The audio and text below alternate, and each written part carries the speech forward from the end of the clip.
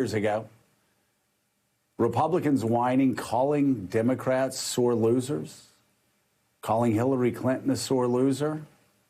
By the way, credit to CNN's K-File for putting together those montages. But I don't know if you remember this. And I know in the age of Trump, we have alternative realities and people don't even go back and look at videotape.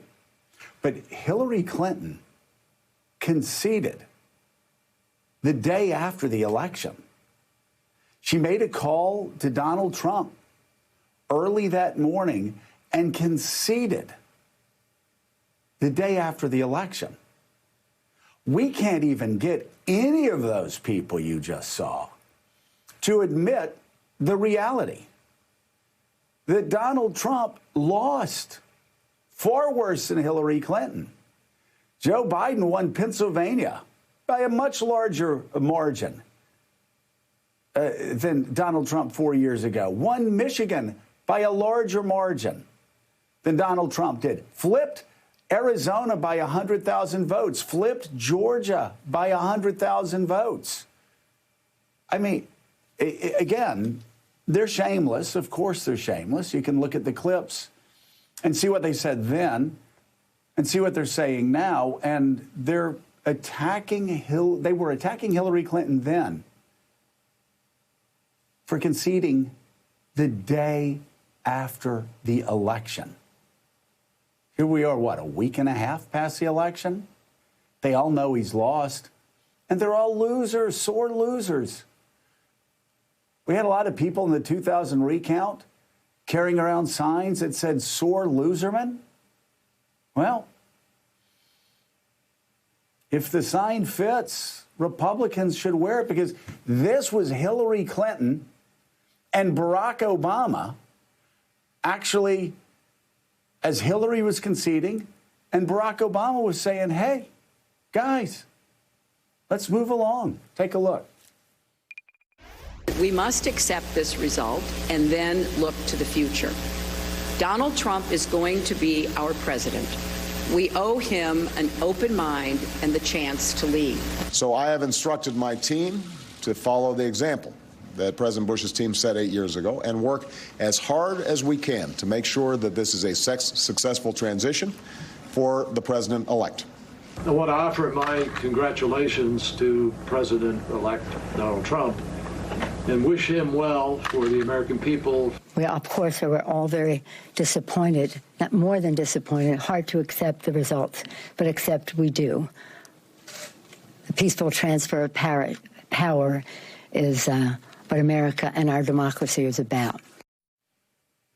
I mean, really, I would say, isn't it incredible, the contrast between the horrific example, I would say, the anti-democratic example that a lot of Republicans are setting, running around lying, spreading conspiracy theories, trying to undermine, if you can believe this, trying to undermine America's confidence in a voting system.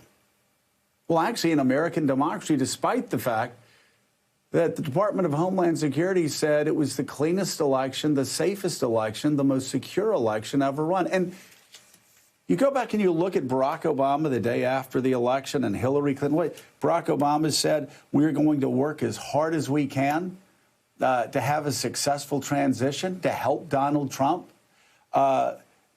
Hillary Clinton said the afternoon after the election, Donald Trump is going to be president. We owe him an open mind. So they were doing that the day after the election. And Republicans still, Donald Trump still, will not give the president-elect.